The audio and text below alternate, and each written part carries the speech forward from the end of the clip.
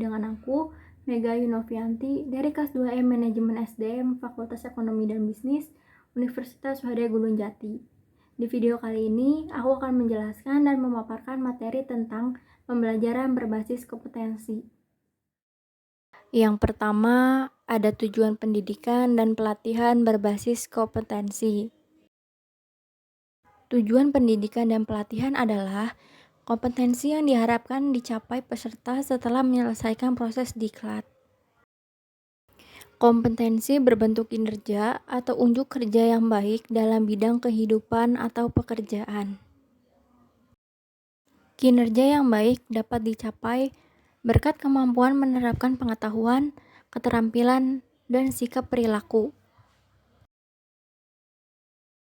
Bila digambarkan hubungan antara kompetensi, kemampuan, dan pengetahuan tampak sebagai berikut. Kompetensi ditunjukkan dengan kinerja minimal baik, itu kompetensi dicapai sebagai hasil penggunaan kapabilitas atau kemampuan dalam pemecahan masalah aktual. Kapabilitas atau kemampuan sebagai hasil penerapan kombinasi penerapan, pengetahuan, keterampilan, sikap perilaku, itu kapabilitas atau kemampuan disebut kompetensi dasar. Diperoleh sebagai hasil perpaduan bakat, pengalaman, dan pendidikan, menjadi dasar untuk mencapai kompetensi. Kompetensi ditunjukkan dengan kinerja minimal baik, itu kapabilitas atau kemampuan disebut kompetensi dasar, diperoleh sebagai hasil perpaduan bakat, pengalaman, dan pendidikan, menjadi dasar untuk mencapai kompetensi. Kurikulum berbasis kompetensi. Kurikulum berbasis kompetensi adalah kurikulum yang ditunjukkan untuk menciptakan tamatan yang kompeten dan cerdas dalam membangun identitas budaya dan bangsanya. Lalu ada kompetensi yang dikembangkan. Kompetensi yang dikembangkan berupa keterampilan dan keahlian bertahan hidup dalam perubahan, pertentangan, ketidakmenentuan, ketidakpastian, dan kerumitan dalam kehidupan. Selanjutnya, desain dan pengembangan sistem. Desain dan pengembangan sistem pembelajaran dengan seluruh komponen di dalam harus difokuskan pada tujuan pembelajaran yang berisi kompetensi. Kompetensi awal dan karakteristik awal peserta didik. Terdapat 3 pihak dalam kompetensi awal dan karakteristik awal peserta didik, yaitu pihak pertama, pihak kedua, dan pihak ketiga.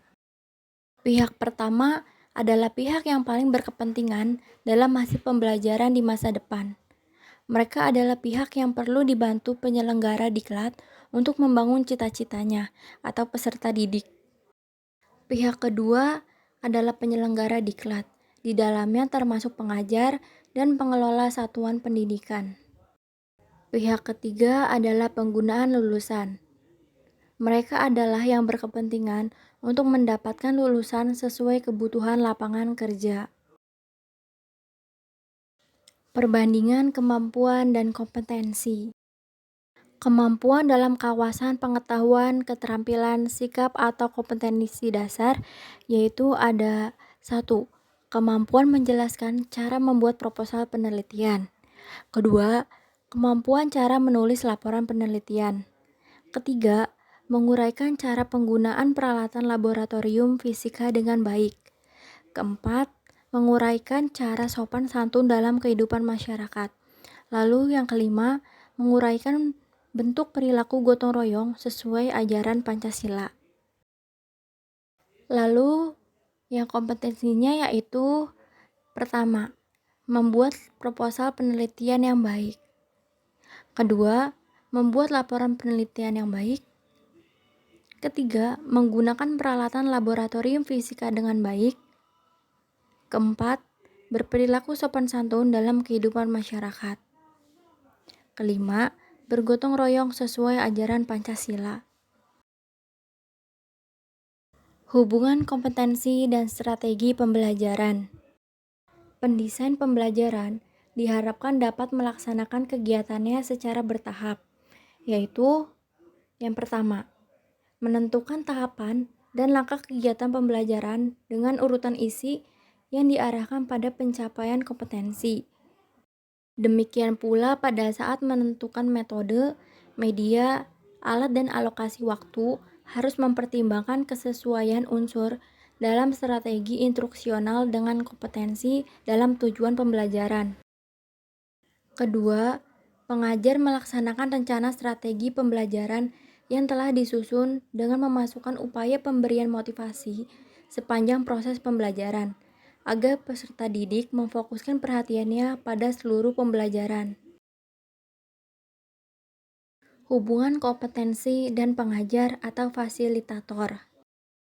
Hubungan kompetensi dan pengajar atau fasilitator ada 5, yaitu yang pertama, fasilitator perlu menguasai bahan pembelajaran dengan baik atau sangat baik. Kedua, fasilitator perlu terampil merancang dan melaksanakan strategi pembelajaran. Ketiga, fasilitator perlu mampu menggunakan sumber belajar yang tersedia di perpustakaan, peralatan laboratorium, ruang pembelajaran, dan mampu menciptakan sendiri sumber pembelajaran lain jika sumber belajar ideal tidak tersedia. Keempat, fasilitator mampu merancang dan menggunakan alat pengukuran yang baik sesuai kompetensi dalam tujuan pembelajaran.